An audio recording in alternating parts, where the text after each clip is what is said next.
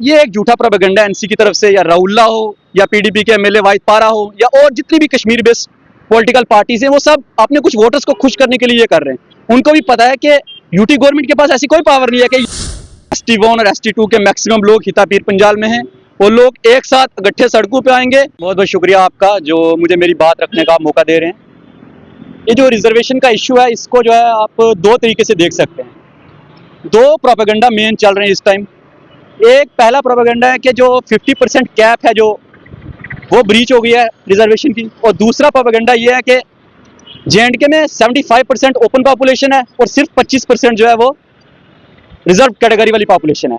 अब मैं आपको इन्हीं दो बातों पे जो है मैं बात करूंगा कि कैसे ये दोनों प्रोपेगेंडा हैं, इसमें कोई भी बात सच नहीं है। पहले थोड़ी सी हिस्ट्री पे जाते हैं पॉपुलेशन के, इसकी रिजर्वेशन की। रिजर्वेशन जो है पहले सिर्फ ST और SC दो कम्युनिटीज़ को थी। उसके बाद जनता गवर्नमेंट ने एक कमीशन अपॉइंट की, मंडल कमीशन, और मंडल कमीशन को कहा कि आप OBC को देखो और उसको देखो कि कितनी रिजर्वेशन को मिल सकती है। मंडल कमीशन ने अपनी रिपोर्ट सबमिट करवाई और उनने जो है रिकमेंड की 27% रिजर्वेशन OBC को। ऑलरेडी SC के पास 15% रिजर्वेशन थी, सेंटर की बात कर रहा हूँ मैं। ST के पास 7.5% थी और 27% मिली OBC को। ये तीनों रिजर्वेशन मिला के हो गई 50%। जब ये 50% हुई तो कुछ लोग जो है कोर्ट में गए, उन्होंने कहा कि जो रिजर्वेशन है वो 50% हो गई है, तो ओपन वालों का क्या होगा। तब 1992 में इंदिरा सानी केस की एक जजमेंट आई। उस जजमेंट में सुप्रीम कोर्ट ने दो बातें की। पहली बात कही कि जो भी कैटेगरीज हैं वो 50% से ऊपर नहीं होनी चाहिए, और दूसरी बात उन्होंने कही कि जो OBC को रिजर्वेशन मिली है ये बिल्कुल ठीक है। बात यहाँ तक सेट हो गई पूरी। उसके बाद बात आगे हम बढ़ते हैं, 2019 में आते हैं। 2019 में जो है सरकार ने एक कॉन्स्टिट्यूशनल अमेंडमेंट की, 103 कॉन्स्टिट्यूशनल अमेंडमेंट। उस अमेंडमेंट में सरकार ने ये किया कि 10% रिजर्वेशन जो है वो EWS को दी। ऑलरेडी सेंटर में 50% रिजर्वेशन थी, 10% EWS को मिली, हो गई 60%। केस दोबारा सुप्रीम कोर्ट में गया। इस बार लोगों ने कहा, मतलब जो रिजर्वेशन के खिलाफ थे, उन्होंने कहा कि सुप्रीम कोर्ट ने जो है एक कैप फिक्स की थी 50% की 1992 केस में। अब ये कैप ब्रीच हो गई है।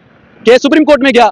सुप्रीम कोर्ट ने जो है इस केस को सुना और मेजॉरिटी ओपिनियन है 3-2 की वर्डिक्ट आई, और उस वर्डिक्ट में सुप्रीम कोर्ट ने यह कहा कि जो भी कैप लगाई थी 1992 के केस में, वो कैप सिर्फ ST, SC और OBC के लिए है, क्योंकि EWS जो कैटेगरी है ये सिर्फ ओपन वाले बच्चों को मिलेगी। ये किसी भी जो जिसके पास कोई भी किसी किस्म की पहले कैटेगरी है उसको ये EWS की कैटेगरी नहीं मिल सकती। जो ओपन के बच्चे हैं उनके दो ही बातें की। एक, ये 50% में काउंट नहीं होगी, वो कैप जो है वो उन 3 कैटेगरीज के लिए है।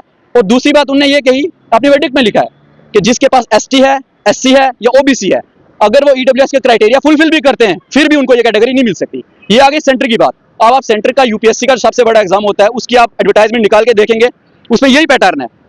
उसमें 27% OBC को पोस्ट जाती हैं, 15% SC को जाती हैं, 7.5% ST को जाती हैं और 10% EWS को, पूरा 60%। कोई भी रिक्रूटमेंट उठा के देखे सेंटर की। अब आते हैं हम स्टेट में। स्टेट में इसी तरह के ST1, ST2 दोनों को मिला के 20%, 10% RBA, ये होगी 30%, 8% SC, ये होगी 38, 8% उसके बाद OBC और 4% ALC, ये सारी मिला के बनती है 50%। अपनी कैप, जो वो कैप वाली बात कर रहे हैं ना, कैप ब्रीच हो गई है, ये कैप अभी भी 50% वाली है। जो प्रोपेगेंडा फैलाने वाले हैं वो ये कर क्या रहे हैं कि वो जो 10% EWS का है वो इसके साथ इंक्लूड कर रहे हैं। वो सुप्रीम कोर्ट की जजमेंट नहीं देख रहे कि सुप्रीम कोर्ट ने कहा है कि जो EWS है वो ओपन वालों की कैटेगरी है, वो कैप जो है इस पे अप्लाई नहीं हो सकती। लेकिन प्रोपेगेंडा वाले जितने भी हैं वो जानबूझ के इस बात को, इस कैप को जो है इसके साथ इंक्लूड करते हैं और फिर बताते हैं कि कैटेगरी जो है 60-70% पहुंच गई है। अब दूसरी बात एक और जो चल रही है कि पॉपुलेशन जो है कैटेगरी वालों की सिर्फ 20% है, 20-25%, ओपन वालों की 75% है। अब उसमें आपको मैं थोड़ी सी बात बता दूं, जो 2011 का सर्वे है, आप ये फैक्ट चेक कर लें, जिसको भी कोई लग रहा है कि मैं गलत चीज बोल रहा हूँ वो फैक्ट देखें। 2011 का जो सर्वे हुआ उसमें जो ST1 की कैटेगरी है उसके जो लोग हैं वो 15 लाख हैं। टोटल पॉपुलेशन 2011 के सर्वे में 1,25,00,000 है, जिसमें 15 लाख ST1 के लोग हैं, जो बनते हैं अराउंड 12 से 13%। उसके बाद SC अगर आप गिने वो बनते हैं 8%, ये 2011 का सर्वे है। SC बनते हैं 8%। इसी तरह फिर ST2 की, वो बोल रहे हैं कि ST2 की इतनी पॉपुलेशन नहीं है जितना उनको कोटा मिला। पर मैं ये बोलना चाहता हूं कि 2018 में J&K गवर्नमेंट ने, पहाड़ी एडवाइजरी बोर्ड ने एक सर्वे किया, और वो सर्वे हुआ 2011 के सेंसस के बेस के ऊपर। उस सर्वे में जो पहाड़ियों की पॉपुलेशन आई है वो पॉपुलेशन अराउंड 11 लाख है, जो बनता है 8.5%। 8.5% पहाड़ियों की पॉपुलेशन है।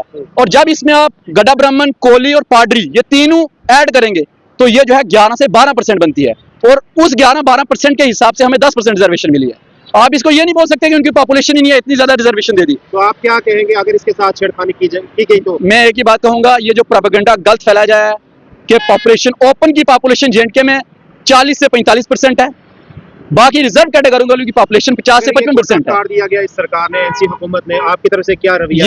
ये एक झूठा प्रोपेगेंडा एनसी की तरफ से, या राउल्ला हो या पीडीपी के एमएलए वाहिद पारा हो या और जितनी भी कश्मीर बेस्ड पॉलिटिकल पार्टीज हैं, वो सब अपने कुछ वोटर्स को खुश करने के लिए ये कर रहे हैं। उनको भी पता है कि यूटी गवर्नमेंट के पास ऐसी कोई पावर नहीं है कि ये इसको हटाएं, घटाएं या बढ़ाएं, ऐसी कोई पावर नहीं है। ये सिर्फ अपने कुछ वोटर्स को खुश करने के लिए, अपनी वो दुकान चमकाने के लिए जो है इस तरह की बातें कर रहे हैं इस कैटेगरी के साथ।